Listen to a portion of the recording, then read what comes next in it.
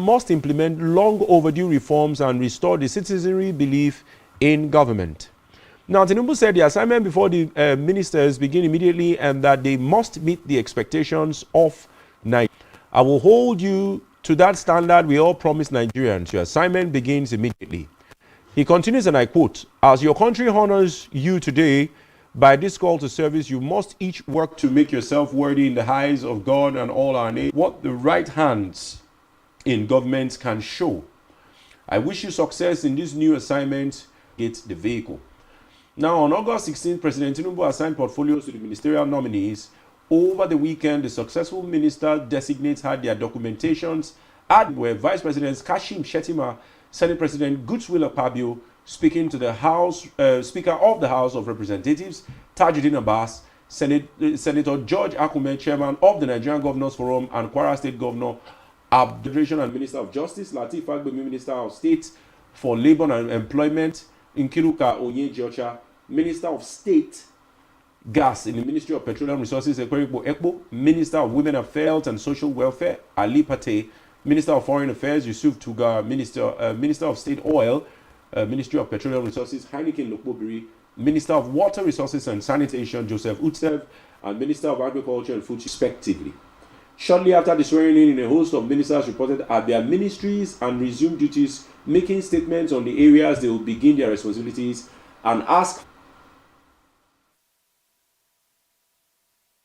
I am honored to be chosen to serve as a minister in the Federal Executive Council of our beloved Republic. This moment of abundant promise and peril in equal measure.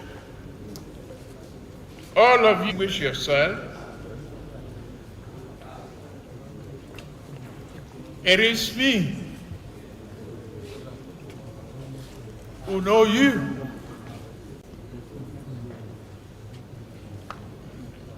And delegates this authority.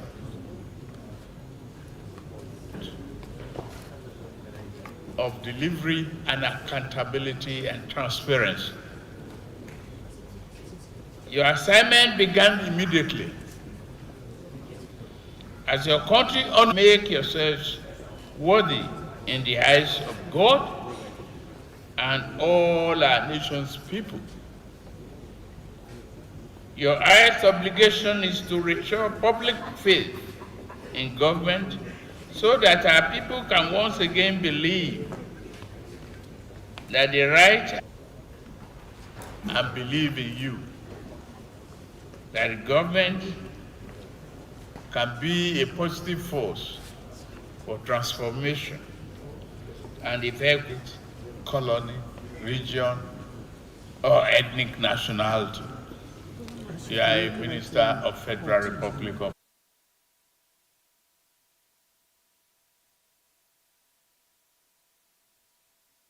Nigerians should be expecting a departure from the norm. It's been shortchanged. We've been receiving the shorter end of the stick. There is going to be a critical departure from that norm. But I'm not going to reveal the strategies and tactics right now. We'll be unfolding that as in the interest, collective interest of all. And we're going to be involving the private sector, and there will be massive foreign. It's going to take a new turn. My ministry caters to private sector. So we're going to grow the small and medium scale industries, improve trade relations with other countries, see improvement in our exports. Basically, that's what we're going to be focused on. Is that you key into the hope agenda of Mr. President, that the rule of law, reform agenda of Mr. President keys appropriately into regulations. Nothing meaningful can be done. It is a veritable platform or foundation. Tourism is about all of us, about our looks, our behavior, and it's going to involve every single person from the top. Nigeria is for all of us. It showcases us. $3 trillion globally. Therefore, given our size as a country to the revenue generations of our country and provide jobs for the unemployed. We must come up with practical shipments and passenger transportation. And this can be so as to make them navigable for the passenger.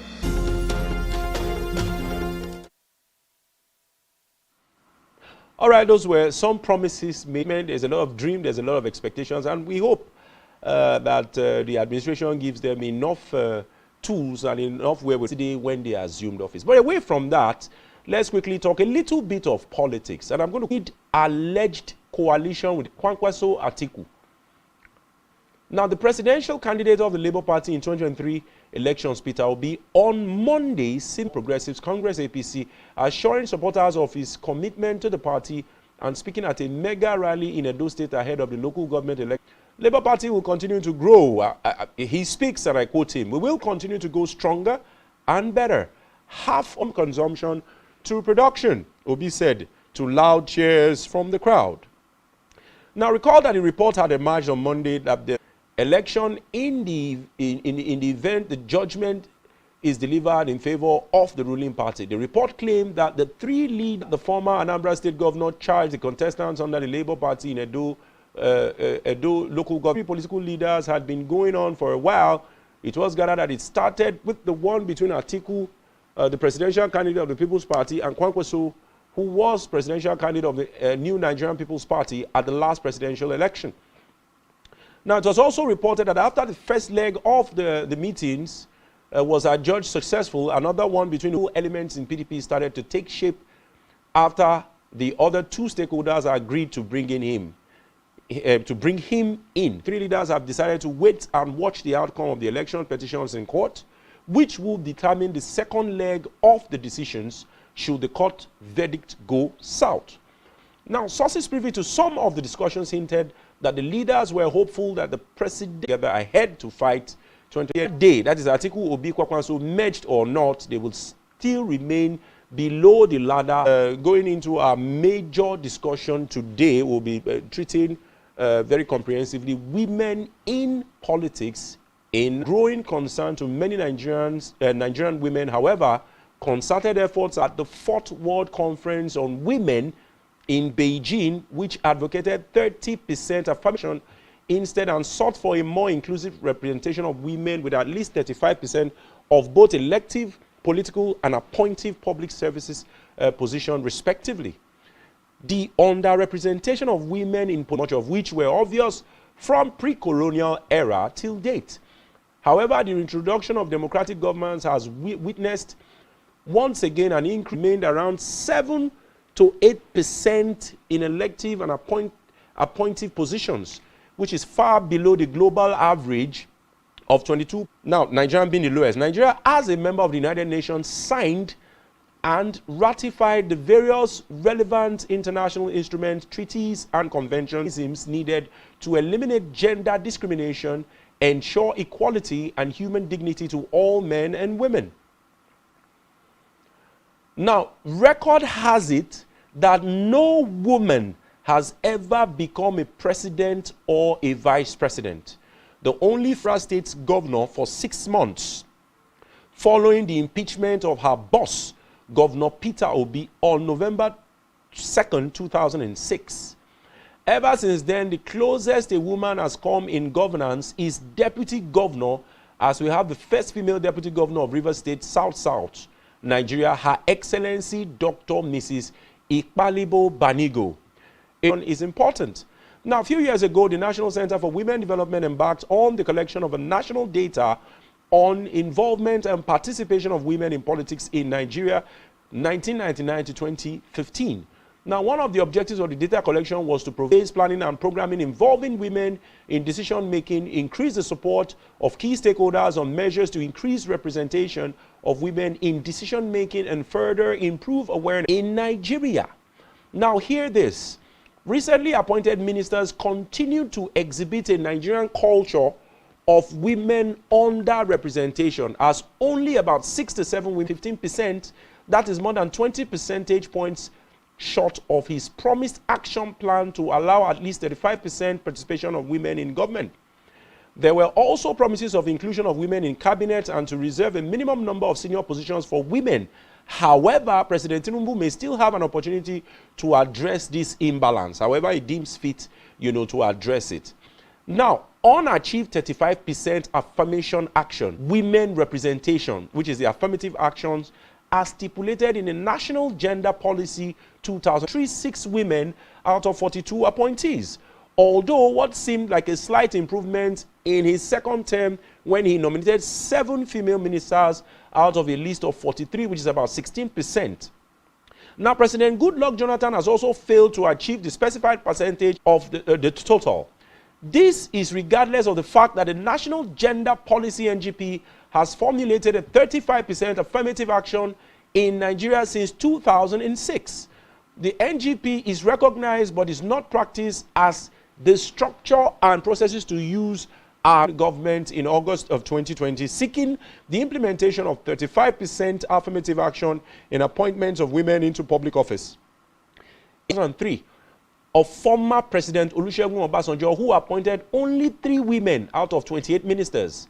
But in his second term, 2003-2007, it got better with 94 women. Now, prolonged challenges of Nigerian women in politics. Considerable efforts have been made to increase the representation of women, but the federal parliament tossed this aside, which prompted a massive protest by Nigerian women groups who besieged the gates of the National Assembly complex in 2022. Now, Nigeria keeps lagging behind despite having almost half of its population consisting of women. Now, a female senator in the 9th Assembly, the just concluded 9th Assembly, Senator Biodun Olujimi, said her male counterparts rejected bills for gender balance because they were not convinced of its relevance. Cultural stereotypes, religion, and the patriarchal structure of the country. Now, the clamor for increased chances for Nigerian women in politics is strategy at 100 most populous African country also ranks 139 out of 156 countries on 2022 World Economic Forum's Gender Gap Index, emphasizing the immense disparity between Nigerian men and women in political opportunities. To ensure full and equal participation of women in political, civil, economic, social, and cultural life at the national, regional, and international levels, and the eradication of all forms of discrimination in the federal parliament is equally not spared at the 2023 elections. The lowest number of elected women since 1999 was in 2023, when there were 50 respectively. Only 3 female senators and 14 female rep members got in, which is 3.62% of the 469 seats in the 2 chambers. The year 2003 saw 24 female lawmakers, but there was a significant increase. The decline began after that with 29 female lawmakers in 2011 and 2015. It was a repetition of the antecedents in 2023 because while many women submitted nomination forms for different political seats, only a few showed political marginalization by men, while 92 women contested for the 109 Senate seats. Now, Eyong, the United Nations Women Representative to Nigeria and the Economic Community of West African States, ECOWAS, said this at a one-day meeting organized by the Center for Democratic Development, CDD. Eyong said the percentage of women currently in the national parliament is appalling and very unsatisfactory, very, very unacceptable. She said, and I quote, "In African regions, Nigeria is one of the lowest countries as far as representation, that it is 67%. In Senegal, it's about 57%. She ascribed this to patriarchy in Africa. Societal beliefs and religion has taken over, and men, of course, are dominant in society. Now, according to Eyong, he said, and I quote, "We are to be able to jump into political parties and be able to change the narrative. We have met with the traditional rulers, religious leaders, media organizations to try to sensitize and mobilize all stakeholders advised to enforce and adhere to the constitutional rules they enacted. An increased inclusion of women will invariably result in a better and a more inclusive democracy." All right, speaking on behalf of women today as our special guest, and of course joining us virtually from Abuja, is Lady E. Ejiro Umukoro, Gender Equality Crusader and the Publisher Executive Director of Light Ray Media. Lady Umukoro, All right. Background analysis on women, the history of it, and all of that. Really enjoy. Nice to have you. And you're looking so good. Quite a while. How has it been? Broadcasting and journalism, how has the business been? It's one of the most exciting things happening in Nigeria. I mean, so many radio stations everywhere. You see TV stations, both national stations, and TV still increasing together. Yeah.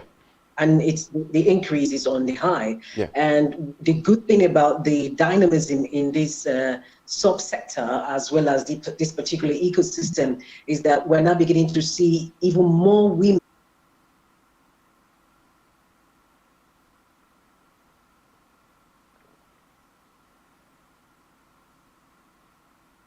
where we have more collaboration between media organizations so that we have one voice and fight for a collective Nigerian objective, the Nigerian brand, the Nigerian spirit, the Nigerian dream, that having ownership of the media does not necessarily mean you have to gag. We need to look at issues about levels of the federal government interferences, the various regulatory, Section 42 of the Nigerian Constitution that mandates the media to freely hold an ace broadcaster. How has succeeding in a world dominated by men been for you, and what has been the overview? Media world is dominated by men. How have you succeeded, and what is the fate for the average woman? You know what's interesting? I have never seen history of how media emerged in Nigeria from Iwe Iroyin, you know, when it was published in the 1800s, right? Yeah. Down to this time, we know men have dominated the field. There is no doubt about it. I've always been somebody who just go after what I want to do, when I need to do it, however I need to do it. But what I do find, interestingly, is that the more I delve into research and understanding the dynamics, the power play, the powers of manipulation. We have seen threats against women who want to be on the job and excel on the job. We've seen situations where they are even gagged sometimes within the same space.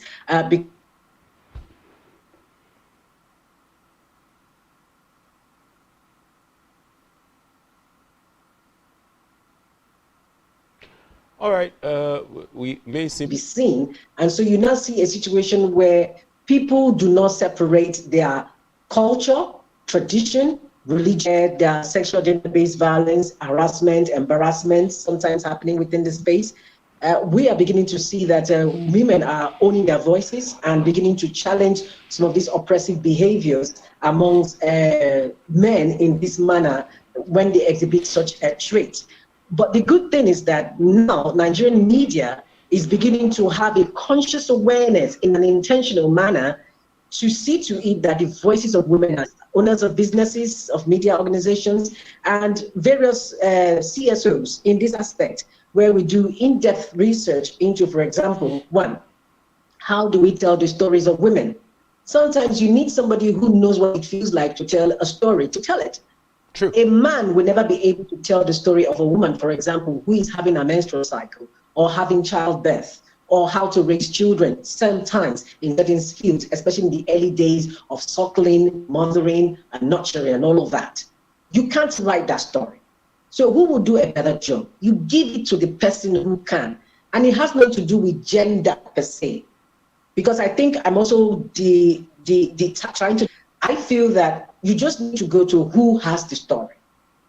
And in Africa, and generally in the world, the population of man and woman is almost 50-50 in some cases. But as we all know, the percentages are higher in most places for women, hitting as much as 54 to 64. You give that population the responsibility, the agency to tell the story of somebody of a different level of the population who have a different sets of experience. We need to come to a point where we understand that just like people in the scientific world, we tell you have the left brain and the right brain. Each of these sides of the brain are important. True. Each of them do different things. Some are for critical thinking, some for linear thinking. One has a higher level of compassion, depending on if you develop all of this. We have groups like the Wole Soyinka Center for Investigative Journalism. Yeah. We have Women in Media Frontiers, African Women in Media as well. These are various frontiers that have been pushing forward that, look, women, you need to take ownership, you need to take the mantle of leadership, you need tons of investment, you have to understand all of these key critical success KPIs, key indicators that you need to use to be able to drive this business. And one of the things that we're beginning to see is that lately, many persons are understanding that if you have women in the position of responsibility, although there's a tricky point to that, some feel it's easy to manipulate, to control, or tap more on the compassion of women to be able to run these things. But I am saying that as a woman, those qualities are good, but you also need the other side of the qualities like assertiveness, decision-making capacity skills. True. And then you have to develop yourself as a person in the area to say you can do this job. It's about competence, it's about character. For women, it's evolving very fast. It now depends on the women to decide how far they want to take their attention. That's a very comprehensive, evaluation of the position of women. But we're due for a break. When we come back, I like especially women. We'll go for a break. Thereafter, we'll be right back, and then we'll take on the issues concerning capacity building from your experience. All right, this is Political Spectrum. Stay tuned. Join us again.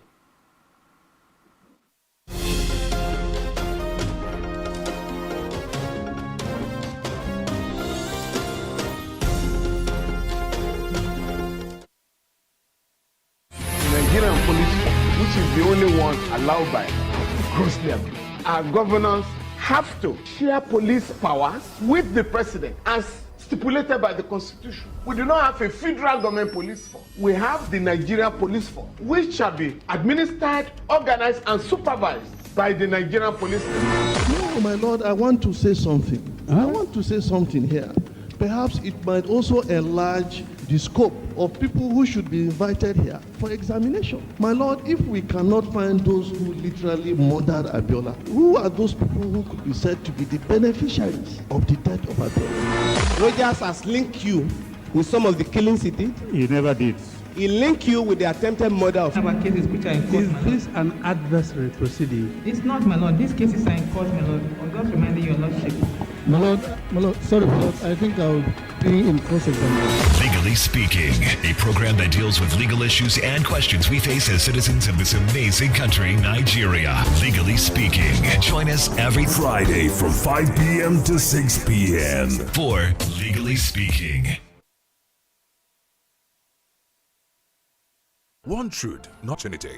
On Spotlight Africa, we paint the African picture the African way, laced with truth, detail, and the color of the African continent. Join Uyai Anyekan every Tuesday and Thursdays at 4:30 p.m. Spotlight Africa, telling the African story. One truth.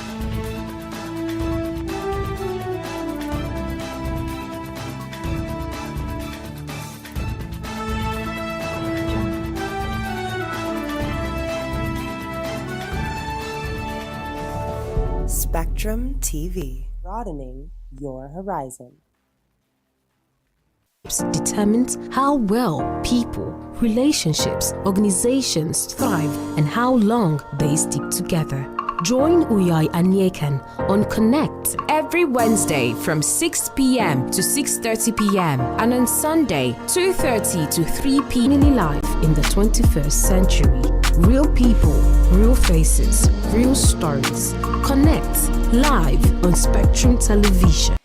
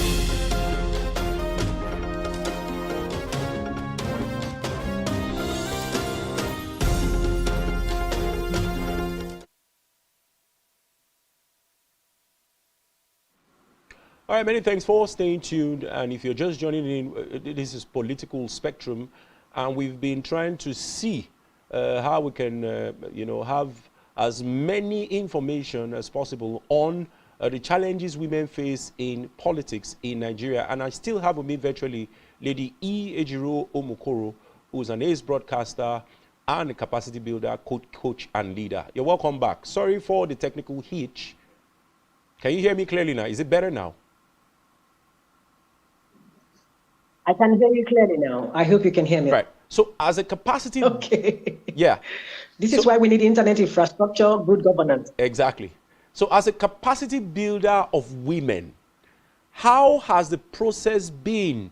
And in what way have you been empowering women?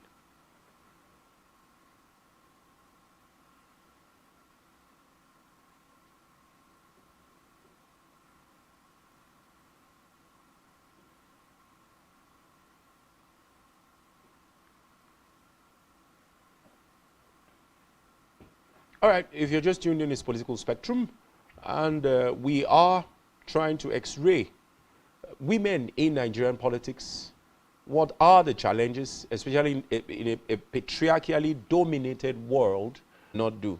I beg your pardon, we'll go for another short break. Let's try and see whether we can resolve this issue so that the conversations can continue fluidly and seamlessly. Join us again.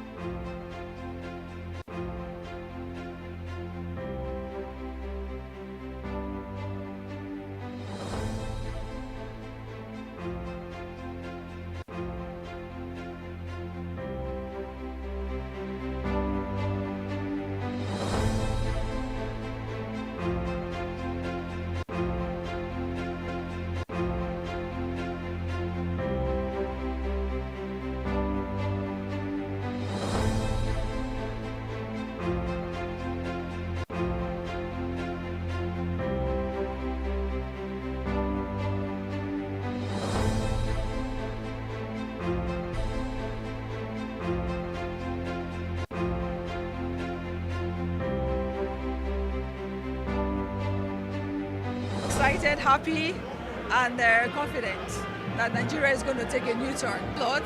My ministry caters to private sector, so we're going to grow the small and medium scale industries, the micro enterprises, and also see improvement in our exports. Basically, that's what we're going to be focusing on.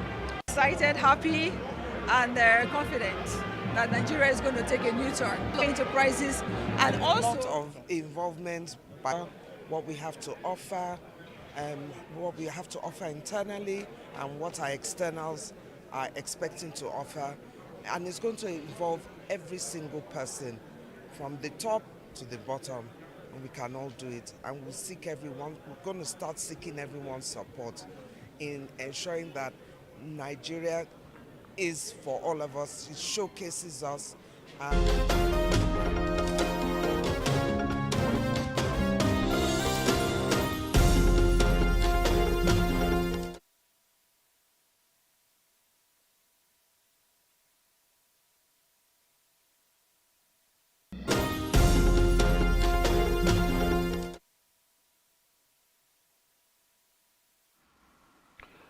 All right, welcome back and many thanks for staying tuned. Like I said, we've been discussing challenges women face in Nigerian politics with Omokoro.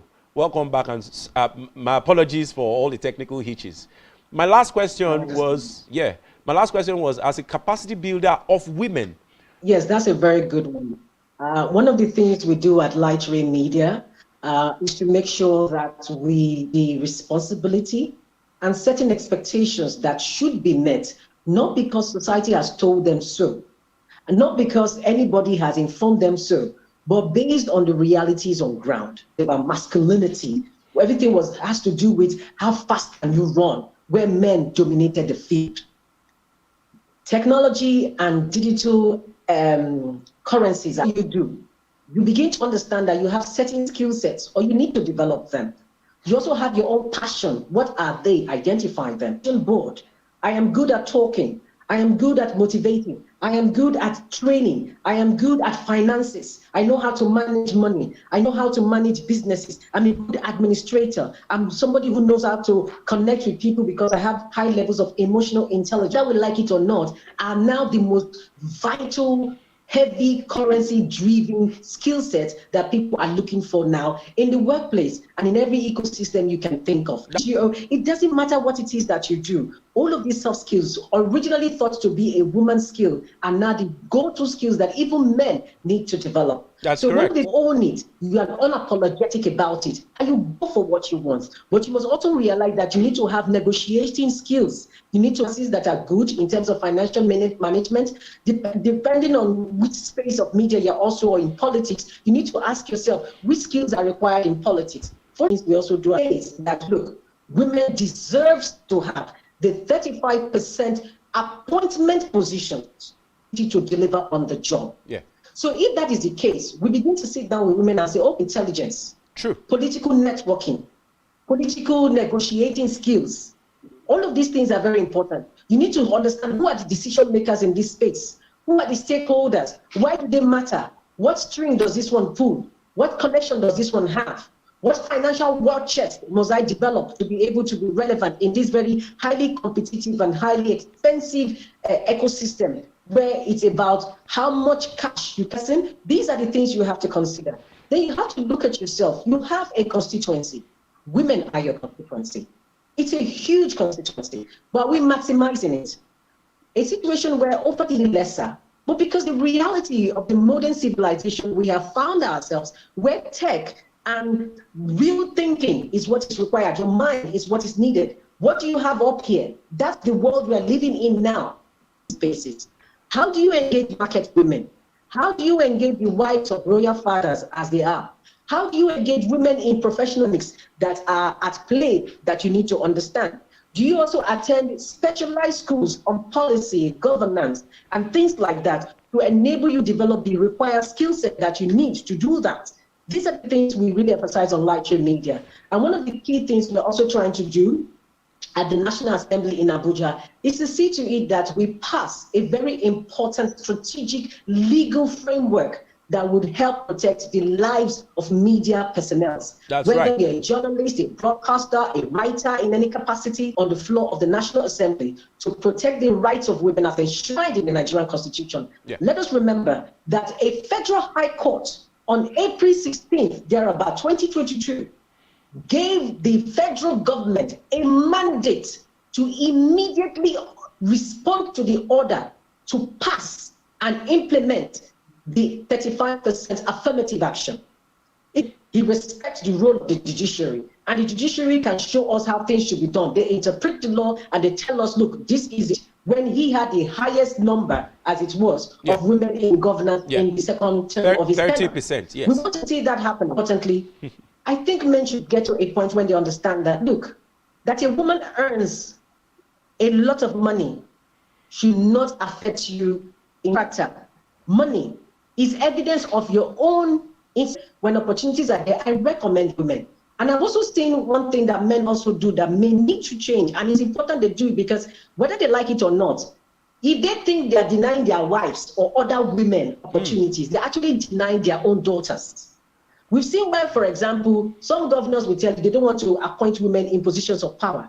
Yet, when they lose power, the next thing you see them do is that they want to get their daughters in position of power. They invoke the national gender policy to suit them because with being their daughter, what happens is they can also pull the strings from behind and they can control sometimes the watches, control the conversations, control the agenda.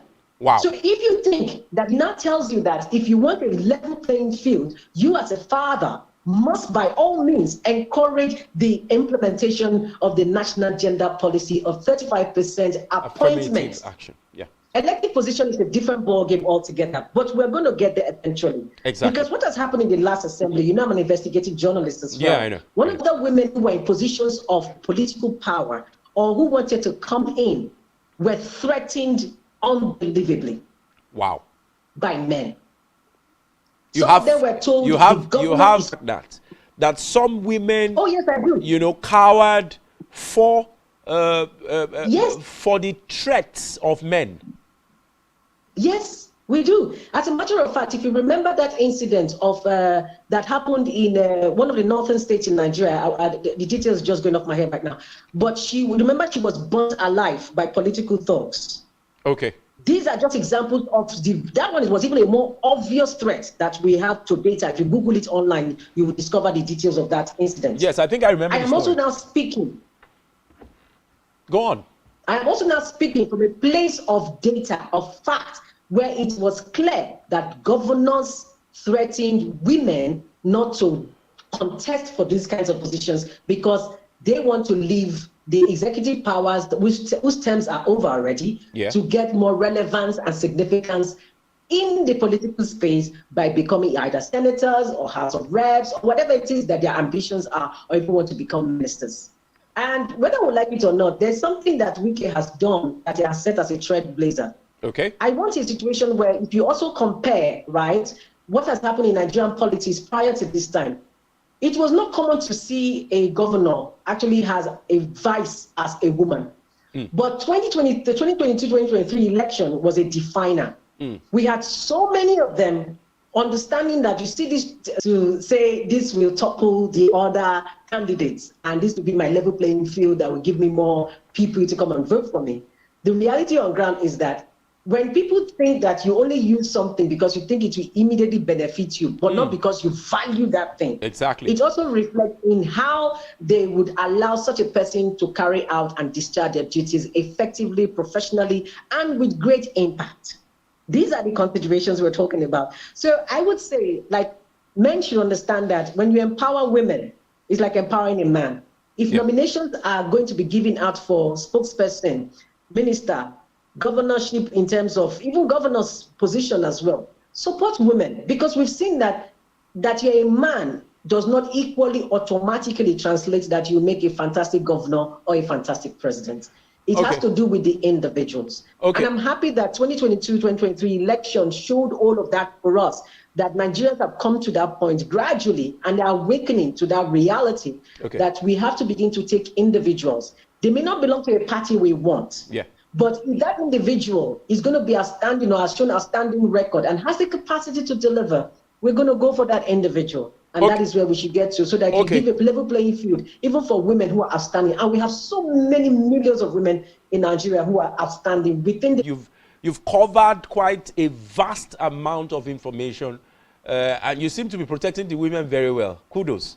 But I'd like to ask you a question. Men should support women, especially in the area of politics. Are women supporting women in the area of politics? Right? Yeah. Where only boys ever existed, and then there's only one girl, that was the daughter. Yeah. What will be the idea of the girl? The girl will always believe that the men in the house are the ones who are the decision makers. The men in the house happen. And that is what it has been for us for many years. The leadership definition has always been given to men. We're not saying that men aren't great leaders. Yes, the way they are wired, they are meant to be leaders. They are meant to take charge. They are meant to be in the forefront. They are meant to be the ones say, let us go this way and we will fight this to the end. That is the nature of man. We cannot dispute that and we love it. But what we are now saying is this, give the other class or certain other people the opportunity to know how that space works. Completely, I agree. Good. And so over time, what has now happened is that women have been told that if you want to look for leadership, look no further than the man. in the space of politics, even in religion, until more recently, when religions are beginning to understand that the interpretation of certain passages of their holy books or whatever they call them these days is actually personal, based on who is on the pulpit delivering to the masses or the parishioners, as the case may be. Interesting. So that they influence these things, and it's not exactly how their holy books actually says them. Okay. Do you get? So we're beginning to see that there's a need to break all of these recycled brainwashing, conditioning, socialization that has happened where, like I said earlier on, we are now in the age of tech and digital economy. Yeah. The thing has moved away from masculinity. Yeah, societal stigmatization of women. All this masculinity, they are gone. Yeah. Do you get? There's time for it. It will be needed when needed, but it's no longer the go-to form. And that's why men must wake up to that reality that, look, okay, you know what? I have been in a situation where a man feels that I cannot be under a woman. I want to underline that word. I don't know why Nigerian men use that word, under a woman. When a woman is the GM of a place or the head of a place, don't worry about who is sitting there. It is the office of the president. So it is too. It's the position of responsibility. She is the head. It has nothing to do with her gender or sex. It is about the position. So you're not on woman at that point in time is given the responsibility to head that responsibility. It's the office. You happen to be lower on the rung of the hierarchy of organizational activate their mind again and reprogram their thinking in how they interact, see women, treat women, and you've never been about the king is superior to the queen. It's always been king and queen. And so the point is this, because she's the queen, she brings certain kinds of characteristics that balances the, but the woman will now bring in this other balance. Okay, it's good we're making this decision, but you know what I'm thinking? Why don't you tamper Mercy with? There are circumstances that would demand that a woman exhibit certain of the stronger qualities if she's going to get what she needs get done, especially in an office setting or a position of power or decision making. Wow, my lady, I'm enjoying this moment. It's a good one. All right, because we have a short time now, let my producer show me the slides where we have the Ask nominees, and eventually I think Stella Okotete was dropped. Then one other, Dr. Miriam Shetty was dropped and replaced. Beta Edu, you have, okay, but let's start with Beta Edu, Cross River State. She is now, what is the minister? I can't see clearly. Suiting portfolio, or should he, you know, based on our antecedents, should she have been probably given another ministerial, or do you think she can actually function in that? Okay, so I think one of the things I always emphasize for the selection of who handles very critical positions in Nigeria, because it has to do with infrastructural development, social development and advancement, as well as good governance and then nation building. True. Beta Edu has shown herself to not only be a politically sagacious woman, politically speaking. She's known how to understand the dynamics. She's played her game really good because she understands that politics is a game. And how the politics work, you've got to also pay your dues in many, many forms. Is the way we play politics in Nigeria the best? Not necessarily. But can we learn and improve? Absolutely. So she's a doctor. And doctors, by the nature of their calling, that you are a female, there are kind men who make fantastic doctors. They are compassionate. They show those qualities you normally will associate with women. But you forget to thrive, succeed, excel, and make communities become fused together. So, will she do a good job? I will not be her spokesperson. But we will want to do well on the job. But that remains to be seen. So I'm okay that the fact that she got that position, I'm happy for her. She's done what she needs to do to get how far she has to come. So yeah, kudos to her for getting it. And my wish for her is that whole arching issue of the insurgency in the Northeast for the last 15 years. Ohaneye seems to have the portfolio of, you know, one of the most important ministries to women, or, you know, her capacity or sagacity. What do you expect that anybody holding that position as Minister of Women Affairs should be looking to political discrimination and all that? Ohanaye with that women, Ministry of Women Affairs, I already have a problem with that in the first place, that they had to create a Ministry for Women Affairs. But those are the necessary tool, and it shouldn't be. So that's already missing the point. It's not a competitionary position or ministerial nomination that allows you to be in the cabinets, you know, just to represent. No. We've gone past representation making process, the governance process, the outcomes, the implementation of them, the monitoring of how the implementation is going, and checking that things are done well. I would say she must become a respecter of women. Women should learn how to respect themselves even more and treat themselves with regard. I've seen situations where, for example, you go to a restaurant, you're eating, and you've actually invited a collection of male friends. The assumption often is that whoever is the oldest looking man, right, will be the one who will take care of the bills. And then I see how they greet all the men with all the sasa that goes with the territory. And then the woman, who apparently is even older than all the people there, will totally ignore her. So we have a situation where in the service industries, it's either those people are not trained well, or they've been trained well, but because of their original upbringing, traditional cultures, that makes you feel that the only person to be given recognition is a man in a room. You see them behave that way. So what am I going to with this conversation? Women too need to deprogram themselves to thinking that the only person worthy of recognition, worthy of proper greeting is the man. You must understand that you have to greet everybody, even children. When you see children, you greet children with respect. You honor them. You affirm them. You don't treat them like maybe children. No, it's wrong. They're a human first.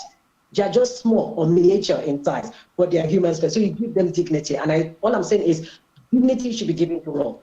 Then she must understand that people prior to her also had antecedents of things they had to struggle with.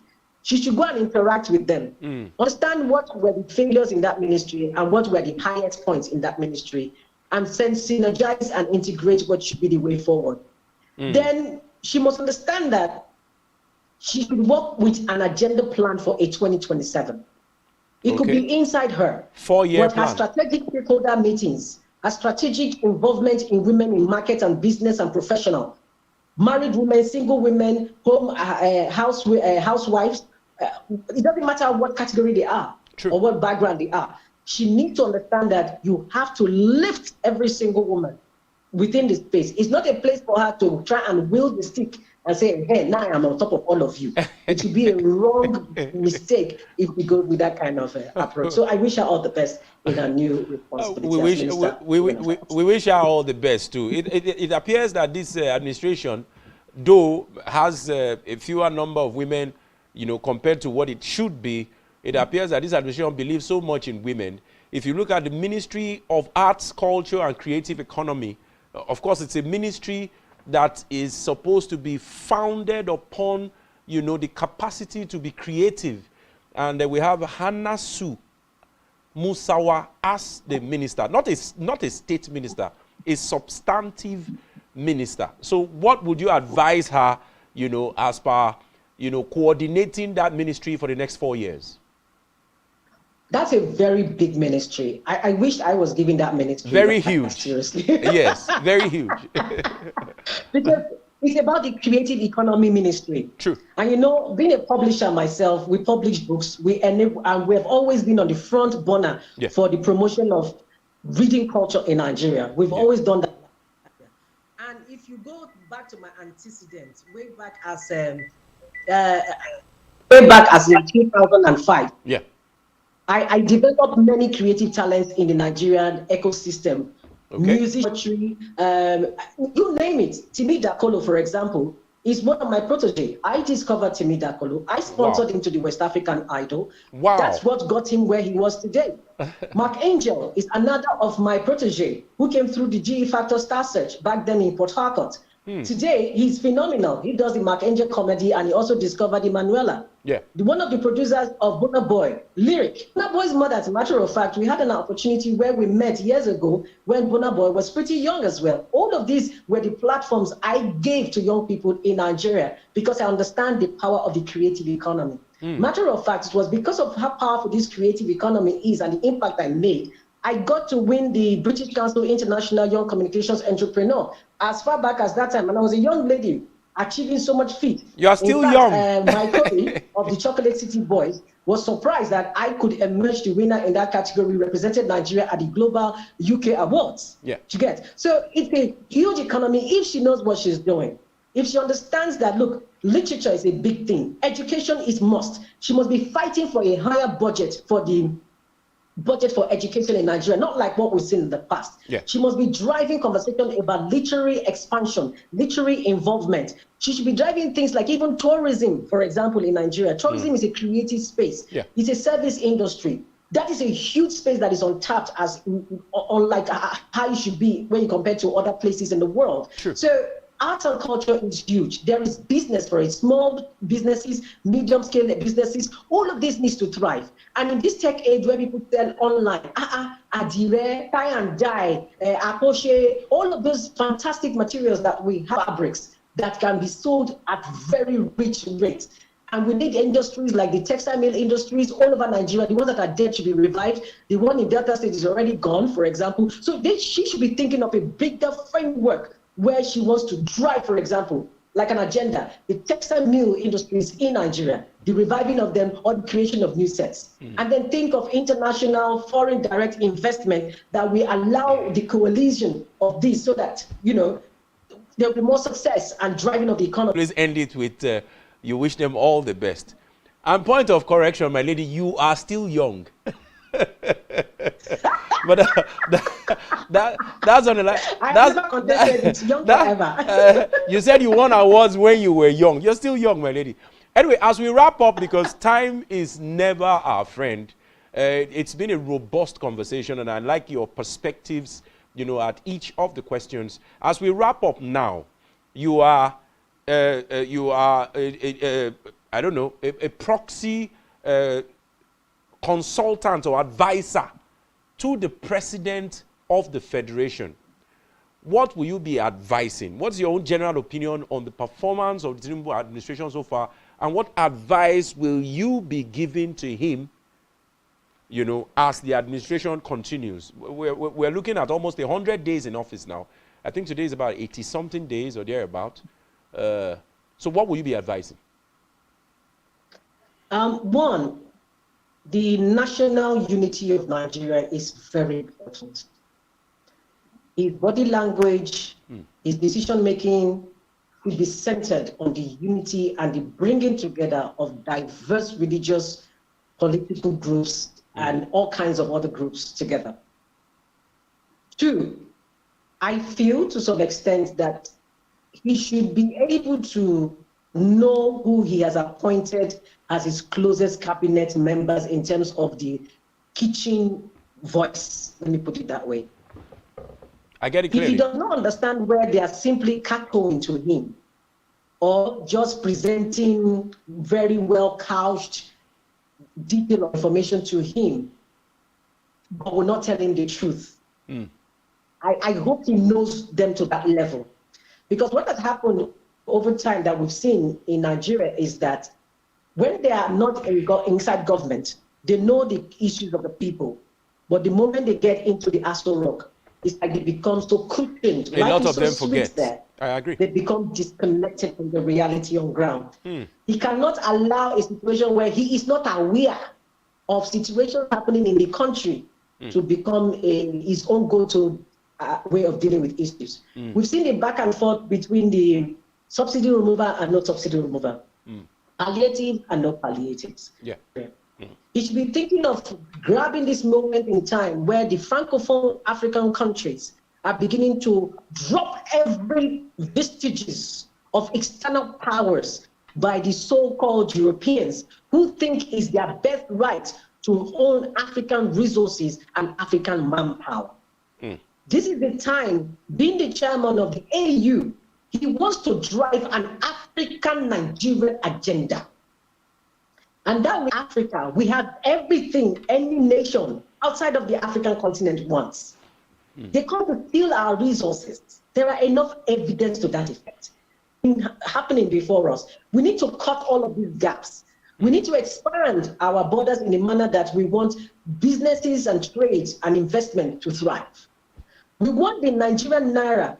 It is an insult that a country that gives all the resources in terms of crude oil, power, take note, they were trying to pass gas from Nigeria to Niger to Europe. In 1976, it was 1 naira. I mean, it was a $1 to maybe 98 kobo.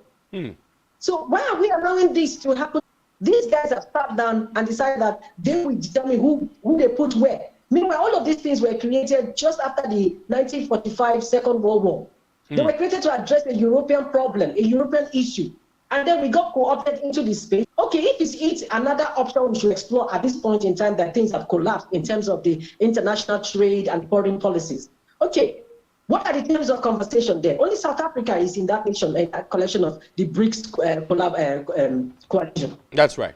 Only South Africa. Nigeria isn't there. Do you understand? So what are the terms of engagement? And then a situation where we're having projects, it should be clear-cut. A situation where we have signed off our sovereignty should stop. We need to put an end to it. It's insane that we're allowing this to happen. So our sense of identity, you see what our late Mrs. This lady, NAFDAC, Dora Akunyili. She was after the Nigerian brand. Good people. Thank you so much, my lady. Advancement and so many capacity to do a lot of impact in the financial system. There, we are. If you mention top 10 people, there Nigerians are there. Thank you so much, my lady. We really must go now. Really focus on this. And thank you so the much. Chiefs, the Thank you. Thank you very much. We'll be speaking to Lady E. Ejiro Mukoro, publisher, executive director, Light Ray Media. She's an ace broadcaster, a leadership coach, and a gender equality advocate. Thank you so much. And we hope that when we call you again, you'll find time to join us. We appreciate you. It's been an explosive time with you.